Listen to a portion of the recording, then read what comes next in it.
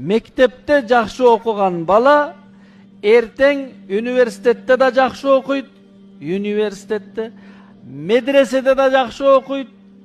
Бул бала дыйканчылыкты да жакшы кылат, бул летчик болсо самолетти да жакшы айдайт да. Бардыгы ушул мектептен. Мектепте начарбы? Алла сактасын, нар жагы билбейм кандай ийгиликтүү болот.